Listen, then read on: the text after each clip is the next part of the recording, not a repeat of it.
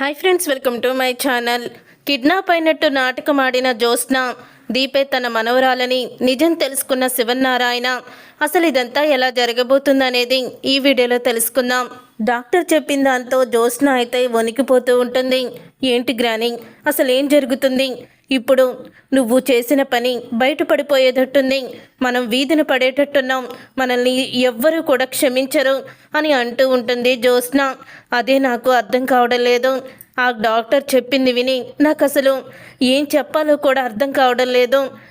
సుమిత్ర బ్రతకడానికి ఒక దారి దొరికిందని సంతోషపడాలో, లేకపోతే మన గుట్టు బయటపడుతుందని బాధపడాలో తెలియడం లేదు అని అంటూ ఉంటుంది పారిజాతం. మమ్మీ బ్రతికితే ఏంటి, బ్రతకపోతే మనకేంటి గ్రాని అని అంటూ ఉంటుంది జ్యోత్స్న. ఆ మాట విని పారిజాతం జ్యోత్స్నాని, ఏంటి నువ్వు అలా మాట్లాడుతున్నావు? అది నీ కన్న తల్లి కాకపోయినా కడుపులో పెట్టుకుని నిన్ను పెంచింది, ఆ విశ్వాసం కూడా నీకు లేదా అని అడుగుతూ ఉంటుంది పారిజాతం. గ్రాని, ఇప్పుడు మనం అవన్నీ చూస్తే మనం వీధిన పడతాము, అంతేకాదు కదా నువ్వు అనుకున్నది ఏది కూడా జరగదు, నా జీవితం అంతా తిరగబడిపోయి నాశనం అయిపోతుంది అని అంటూ ఉంటుంది జ్యోత్స్న. అప్పుడే ఇక కార్తీక్ అయితే దీపతో అంటూ ఉంటాడు, ఏంటి దీప, ఇప్పుడు ఏం చెయ్యాలి? జ్యోత్స్న అత్త కూతురు కాదు, మరి అత్తకి సరిపడా బోన్ మ్యారోని ఇవ్వడానికి జ్యోత్స్న అసలు సరికాదు కదా. ఇప్పుడు నిజం బయట పెట్టాలా, నాకేమీ అర్థం కావడం లేదు అని కార్తీక్ అయితే అంటూ ఉంటాడు. అది నాకు ఏమీ తోచడం లేదు బావా, ఏం చెయ్యాలో కూడా తెలియడం లేదు. ఇప్పుడు అమ్మని కాపాడుకోవాలంటే అమ్మకి పుట్టిన నేను మాత్రమే బోన్ మ్యారోనే ఇవ్వాలి. కానీ జ్యోత్స్న ఈ ఇంటి వారసురాలని అందరూ అనుకుంటున్నారు. మరి ఇంటి వారసురాలైన జ్యోత్స్న అసలు కూతురని కాదని తెలిస్తే వీళ్ళు తట్టుకోలేరు. ఇప్పుడు ఏం చెయ్యాలో తెలియడం లేదు అని దీప కూడా చెప్తూ ఉంటుంది. ఆ దేవుడు ఏదో ఒక దారి చూపిస్తాడు, తప్పకుండా చూపిస్తాడు అని కార్తీక్ అయితే అంటూ ఉంటాడు. తర్వాత ఇక సుమిత్రతో 2 రోజులు హాస్పిటల్లో ఉండాలని, తనకి ఏదో ఒక చిన్న ఆపరేషన్ చేయాలని దశరథ అయితే సుమిత్రతో చెప్పేస్తాడు. అప్పుడు ఇక సుమిత్ర అయితే ఆపరేషనా అని అంటూ ఉంటుంది. నాకేమైందండి, డాక్టర్లు అలాగే చెప్తారు అని అంటూ ఉంటుంది. లేదు సుమిత్ర, డాక్టర్ చెప్పారు, నువ్వేమీ కంగారు పడాల్సిన అవసరం లేదు, కానీ ఏదో ఒక చిన్న ఆపరేషను నా కోసం అని అంటూ ఉంటాడు దశరథ అయితే. అప్పుడు ఇక సుమిత్ర అయితే, చిన్న ఆపరేషనే కదా అంటున్నారు, సరే చేయించుకుంటాను అని అంటూ ఉంటుంది. సుమిత్ర, అసలు ఎందుకు ఆపరేషన్ చేస్తున్నారు, నాకేమైంది, నా ఒంట్లో ఉన్న రోగం ఏంటి అని అడుగుతూ ఉంటుంది సుమిత్ర. అప్పుడే ఇక అది విని, నీకు పెద్ద ప్రాబ్లం ఏమీ లేదు, బాగా దగ్గొస్తుంది కదా, బ్లడ్ ఏదో ఎక్కిస్తారు అంతే అని అంటూ ఉంటాడు దశరథ అయితే. నిజం చెప్పండి, నాకేమైంది, అసలు మీ ముఖం చూస్తుంటే నాకేదో రానికోడని జబ్బే వచ్చినట్టుంది అని అంటూ ఉంటుంది సుమిత్ర. అదేం లేదు సుమిత్ర, నువ్వేమీ కంగారు పడుకో అని అంటూ ఉంటాడు దశరథ. అవునత్త, నువ్వేమీ కంగారు పడుకో, ఏదో చిన్న ఆపరేషనే, మేమందరం నీ దగ్గరే ఉంటాం కదా అని అంటూ ఉంటే అప్పుడే ఇక దీప, అవునమ్మా, నువ్వు చాలా ధైర్యంగా ఉండాలి, అప్పుడే మాకు మనశ్శాంతిగా ఉంటుంది అని చెప్పి దీప అయితే సుమిత్రకి నచ్చజెప్తూ ఉంటుంది. అప్పుడే సుమిత్ర అయితే, చిన్న ఆపరేషనే అంటున్నారు కదా, నేనేమీ టెన్షన్ పడకుండా చేయించుకుంటాను, నా ఆపరేషన్ గురించి మీరందరూ ఏమీ దిగులు పడకండి అని సుమిత్ర అయితే ఒప్పుకుంటుంది. తర్వాత ఇక జ్యోత్స్న దగ్గరికి దశరథ వచ్చి, రేపే మీ మమ్మీకి బోన్ మ్యారో ట్రీట్మెంట్ చేయించబోతున్నామమ్మా, కాబట్టి నువ్వు ఏ పని కూడా పెట్టుకోవద్దు అని అంటూ ఉంటే, అదేంటి డాడీ అలా మాట్లాడుతున్నారు, మా మమ్మీ రుణం తీర్చుకునే అవకాశం వచ్చింది, ఆవిడ కడుపున పుట్టినందుకు, రక్తం పంచుకున్నందుకు ఆ భగవంతుడు ఇలా మమ్మీ రుణం తీర్చే అవకాశం ఇచ్చాడు, మమ్మీని ఖచ్చితంగా మనం కాపాడుకుందాము అని అంటూ జ్యోత్స్న అయితే దశరథ దగ్గర నటించేస్తూ ఉంటుంది. రేపు హాస్పిటల్కి వెళ్ళడానికి సిద్ధంగా ఉండు అని చెప్తూ ఉంటాడు దశరథ. అప్పుడే ఇక, బావా ఏం చెయ్యాలి బావా ఇప్పుడు అని అంటూ ఉంటే, మనం కూడా హాస్పిటల్కి వెళ్దాం, డాక్టర్ హారికతో నిజాన్ని చెప్దాము అని కార్తీక్ అయితే అంటాడు. నిజం ఏదో ఒక రోజు తెలియాలి కదా దీప, ఇలా ఈ రూపంలో దేవుడు తెలిసేలా చేస్తాడేమో చూద్దాము అని అంటూ ఉంటాడు కార్తీక్ అయితే. నువ్వేమీ భయపడకు, అంతా కూడా మంచే జరుగుతుంది, అత్తకేమీ కాదు అని కార్తీక్ అయితే ధైర్యం చెప్తూ ఉంటాడు దీపకి. ఇక ఉదయం అవుతుంది. ఉదయం అవ్వగానే ఇక అందరూ కూడా హాస్పిటల్కి అయితే బయలుదేరడానికి సిద్ధంగా ఉంటారు. జ్యోత్స్న అని పిలుస్తారు. అప్పుడు ఇక జ్యోత్స్న పారిజాతం ఇద్దరు కూడా బయటికి వస్తారు.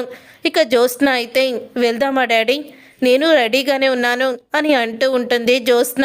సరేనమ్మా పదండి, మీ కారులో వెళ్ళండి డాడీ, నేను గుడికి వెళ్ళి దండం పెట్టుకొని వస్తాను అని అంటూ ఉంటుంది జ్యోత్స్న. ఇప్పుడు ఈ టైంలో ఏంటి జ్యోత్స్న అని అంటూ ఉంటాడు కార్తీక్. అయితే మా అమ్మకి ఆ చిన్న ఆపరేషన్ అయినా బాగా జరగాలని దేవుడికి మొక్కుకొని వస్తాను, మీరు వెళ్ళండి అని అంటూ ఉంటుంది జ్యోత్స్న. అప్పుడు ఇక పారిజాతం అయితే కార్తీక్ వాళ్ళతోనే వస్తుంది. నేను జ్యోత్స్నాని తీసుకొని వస్తాను, మీరు వెళ్ళండి అని కార్తీక్ అంటాడు. లేదు బావా, నేను ఒక్కదాన్ని గుడికి వెళ్తున్నాను, నేను వచ్చేస్తానన్నాను కదా హాస్పిటల్కి, మీరు వెళ్ళండి అని అంటూ ఉంటుంది జ్యోత్స్న. అప్పుడే కార్తీక్ అయితే జ్యోత్స్న మీద అనుమానం అయితే వస్తుంది. జ్యోత్స్న ఇప్పుడు తప్పించుకోవడానికి ఏదైనా ప్లాన్ చేసిందా, అందుకని గుడికి వెళ్ళొస్తానని చెప్తుందా అని కార్తీక్ అయితే అనుమానం మొదలవుతుంది.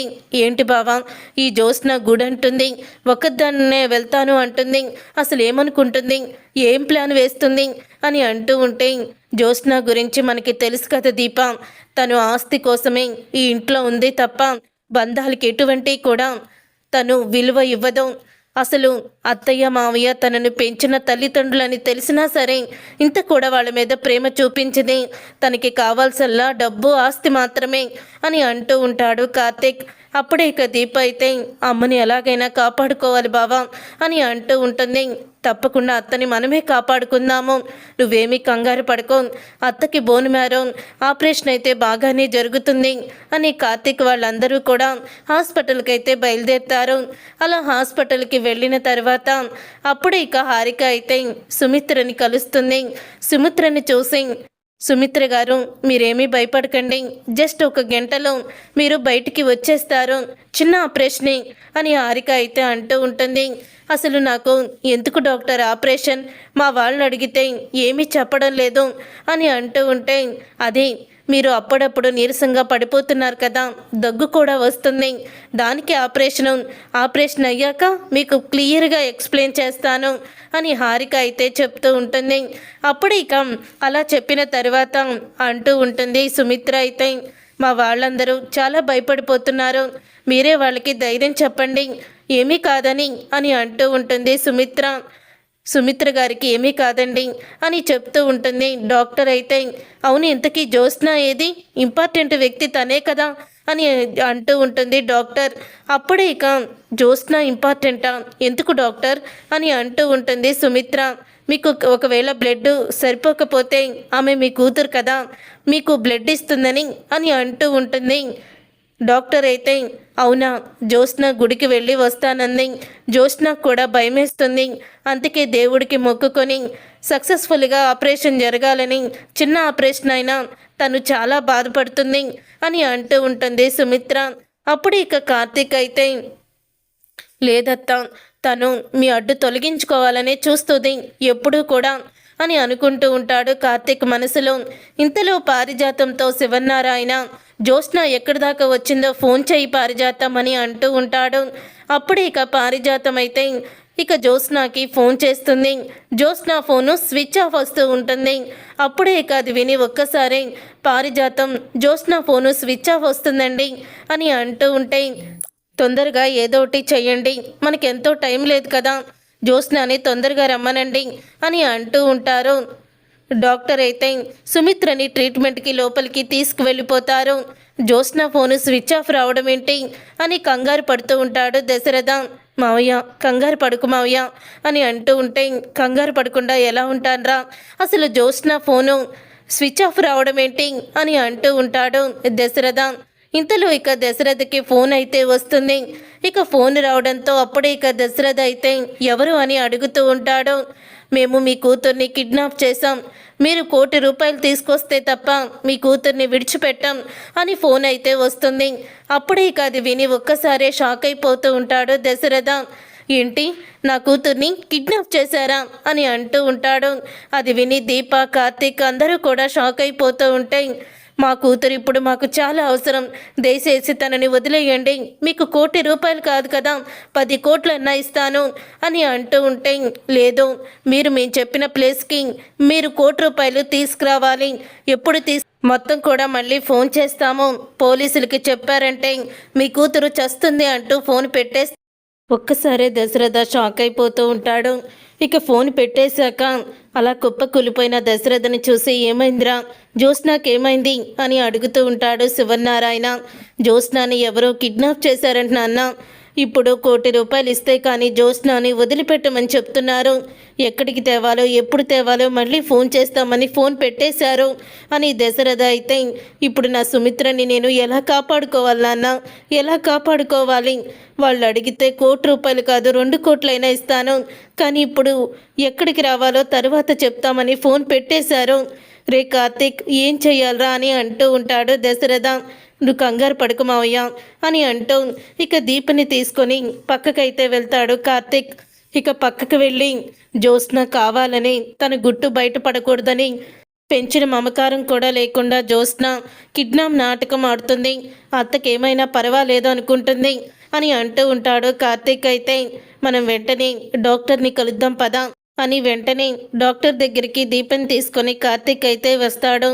జ్యోత్స్న వచ్చిందా అని వాళ్ళిద్దరిని చూసి అడుగుతూ ఉంటుంది. డాక్టర్ అయితే జ్యోత్స్న రాలేదు డాక్టర్, తను ఇప్పుడు రాలేని పరిస్థితిలో ఉంది అని అంటూ ఉంటే, వాట్, అదేంటి కార్తీక్ సడన్గా అలా చెప్తున్నావు, ఇప్పుడు మొత్తం కూడా సిద్ధం చేసుకొని ఆల్రెడీ సుమిత్ర గారికి ట్రీట్మెంట్ మొదలు అయిపోయిన తర్వాత చెప్తున్నావేంటి, జ్యోత్స్న మీ ఇంట్లో ఉన్న అమ్మాయే కదా, ఇక తను ఎలా మిస్ అవుతుంది అనుకున్నాను, ఇప్పుడు ఏం చెయ్యాలి అని అంటూ ఉంటే, డాక్టర్ మీకొక నిజాన్ని చెప్తాను, కానీ ఎవ్వరికి కూడా నిజం చెప్పకండి అని అంటూ ఉంటాడు కార్తీక్. అయితే ఏంటి కార్తీక్ అది అని డాక్టర్ అయితే అంటూ ఉంటుంది. అసలు జ్యోత్స్న మా అత్త కూతురే కాదు అని చెప్తూ కార్తీక్ అయితే డాక్టర్కి షాక్ ఇస్తాడు. ఏంటి, జ్యోత్స్న సుమిత్ర గారి కూతురు కదా, మరి సుమిత్ర గారి కూతురని కన్న కూతురని దశరథ్ గారు చెప్పారు కదా అని అంటూ ఉంటే, ఎవరికి తెలియని రహస్యం ఇదే డాక్టర్, నా భార్య దీపే వాళ్ళ అసలు కూతురు అని నిజాన్ని చెప్పేస్తాడు. ఆ రోజు మీరు అన్నారు కదా, నిన్ను చూస్తుంటేనే అర్థమవుతుందమ్మా మీ అమ్మకి నువ్వే కూతురువని అని, కానీ ఇప్పుడు అది నిజం డాక్టర్ అని కార్తీక్ అయితే అంటాడు. ఆ మాట విని ఒక్కసారి డాక్టర్ షాక్ అయిపోతూ ఉంటుంది. జ్యోత్స్న మిస్ అయిందని కంగారు పడకండి, దీపకి బోన్ మ్యారో చెయ్యండి అని అంటూ ఉంటే, తను ఇప్పుడు ప్రెగ్నెంట్ కదా అని అంటూ ఉంటుంది. డాక్టర్ ప్రెగ్నెంట్ లేడీస్ ఇవ్వకూడదా డాక్టర్ అని అంటూ దీప అయితే చెప్తుంది. కానీ ఒక్కో సందర్భంలో అబార్షన్ అయ్యే అవకాశం ఉందమ్మా అని డాక్టర్ అంటుంది. అప్పుడే అది విని కార్తీక్ దీప షాక్ అయిపోతూ ఉంటారు. ఇక దీప మాత్రం వెంటనే నా కడుపులో ఉన్న బిడ్డకి ఏమైనా పర్వాలేదు, మా అమ్మ బ్రతకాలి అని దీప అయితే ఊహించని నిర్ణయం తీసుకుంటుంది.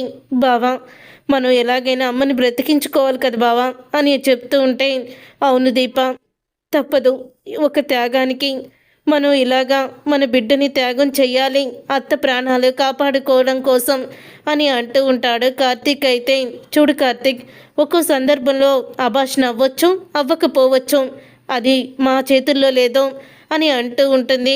డాక్టర్ అయితే ముందు దీపకి బోన్ మ్యారో చెయ్యండి డాక్టర్ అని దీపనైతే పంపించి కార్తీక్ అయితే వస్తాడు దశరథ దగ్గరికి. అప్పుడు ఇక బాధపడుతున్న దశరథ దగ్గరికి డాక్టర్ వచ్చి, దశరథ్ గారు మీరు కంగారు పడకండి, మీ అమ్మాయి జ్యోత్స్న మిస్ అయిందంట కదా, కానీ సుమిత్ర గారికి బోన్ మ్యారో ఇవ్వడానికి ఒక డోనర్ దొరికింది, ఆవిడ ద్వారానే ఇప్పుడు బోన్ మ్యారో ఇప్పిస్తున్నాము, మీరు కంగారు పడకండి అంత మంచే జరుగుతుంది అని అంటూ ఉంటుంది. డాక్టర్ అయితే భగవంతుడా మమ్మల్ని రక్షించావా అని ఊపిరి పీల్చుకుంటాడు దశరథ. అప్పుడే ఇక పారిజాతం, అమ్మయ్య జ్యోత్స్నాకి ఫోన్ చేసి వెంటనే ఇక్కడికి వచ్చామని చెప్పాలి, ఎలాగో డోనర్ దొరికింది కదా అని అనుకుంటూ ఉంటుంది పారిజాతం. అప్పుడే పారిజాతం పక్కకి వెళ్తుంటే, ఎక్కడికి వెళ్తున్నావు పారిజాతం అని అంటూ ఉంటాడు. శివనారాయణ ఎక్కడికి లేదండి అని అంటూ ఉంటుంది. తర్వాత ఇక దీప అయితే బోన్ మ్యారో అయితే ఇచ్చేస్తుంది. సక్సెస్ఫుల్గా ఆపరేషన్ అయితే పూర్తయి సుమిత్ర ప్రాణాపాయ స్థితి నుంచి బయటపడుతుంది. అప్పుడే డాక్టర్ వచ్చి, కంగారు పడకండి దశరథ్ గారు, ఆపరేషన్ సక్సెస్ అయింది, సుమిత్ర గారికి ఎటువంటి ప్రమాదం లేదు ఇంకా అని అంటూ ఉంటే ఆ మాట విని ఎంతో సంబరపడిపోతూ ఆనందపడిపోతూ ఉంటాడు. సమయానికి ఆ డోనర్ని మీరు చూసి నా భార్య ప్రాణాలని కాపాడారు డాక్టర్, మీ రుణం ఎలా తీర్చుకోను అని అంటూ ఉంటే ఆ డోనరు నిజంగా దేవతే సార్ అని అంటూ ఉంటుంది డాక్టర్. తరువాత ఇక అందరూ కూడా చాలా సంతోషంగా ఉంటారు. ఇంతలో ఇక శివనారాయణకి దీప అయితే ఎక్కడా కనిపించదు. ఇక దీప కనిపించకపోయేసరికి, రే కార్తీక్, దీప ఎక్కడికి వెళ్ళింది అని అడుగుతూ ఉంటే, దీప గుడికి వెళ్ళొస్తానని వెళ్ళింది తాతయ్య అని అంటూ ఉంటే, రే అదేంట్రా ఇప్పుడు ఈ టైంలో లేకపోతే ఎలాగా, ఇప్పుడు మనం జ్యోత్స్న ఎక్కడుందో కనిపెట్టాలి అని అంటూ ఉంటాడు శివనారాయణ. అది నేను చూసుకుంటానులే, నువ్వు కంగారు పడుకుతా అని కార్తీక్ అంటూ ఉంటాడు. ఇప్పుడే నేను వస్తాను అని శివనారాయణ బయటికి వెళ్ళబోతుండగా దీప ఒక రూమ్లో అయితే కనిపిస్తుంది బెడ్ మీద. ఇక దీపని చూసి షాక్ అయిపోతూ ఉంటాడు శివనారాయణ. దీప రూమ్లో నుంచి బయటికి వస్తున్న నర్సుని శివనారాయణ అడుగుతూ ఉంటాడు, ఆ అమ్మాయి ఆ గదిలో ఉందేంటి, తనకేమైంది అని అడుగుతూ ఉంటాడు.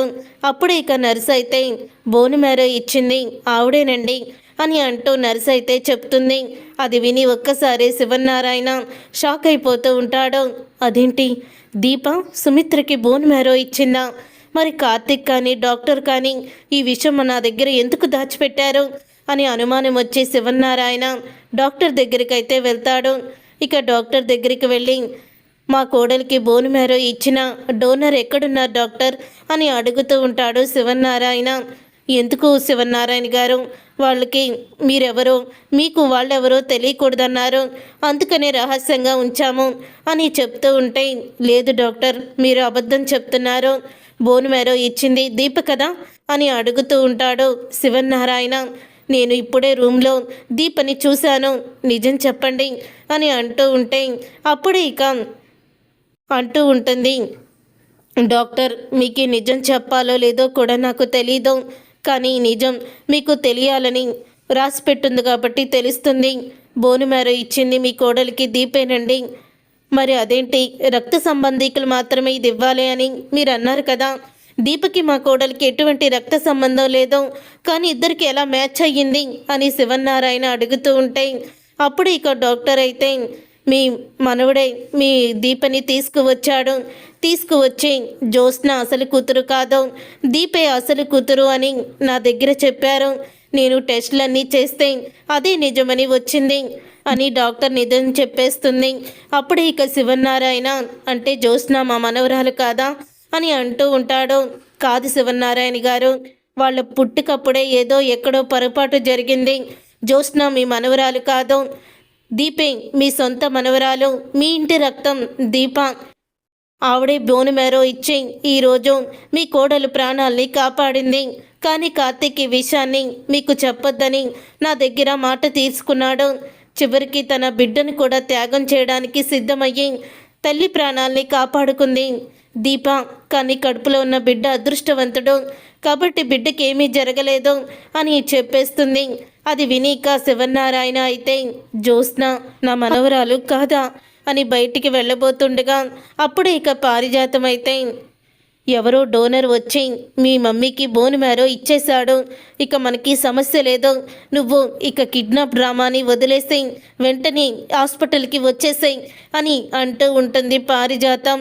అప్పుడే ఇక వెనక నుంచి అది విని షాక్ అయిపోతూ ఉంటాడు శివనారాయణ. జ్యోత్స్న కిడ్నాప్ అవ్వలేదని, అవినట్టు నాటకం ఆడిందని ఇదంతా కూడా పారిజాతానికి తెలుసు అని తెలుసుకొని స్టన్ అయిపోతూ ఉంటాడు. చూసారుగా ఫ్రెండ్స్, రాబోయే కథలో ఖచ్చితంగా ఇలాగే జరగబోతుంది. మరి ఇలాగే జరగాలని మీరైతే కోరుకుంటున్నారా? అయితే వీడియోని తప్పకుండా లైక్ చేసి ఛానల్ని సబ్స్క్రైబ్ చేసుకొని పక్కనే ఉన్న గంట సింబల్పై ఆలని క్లిక్ చేయండి. నిజం తెలుసుకున్న శివనారాయణ ఏం చేయబోతున్నాడనేది కామెంట్ సెక్షన్లో తెలియచేయండి.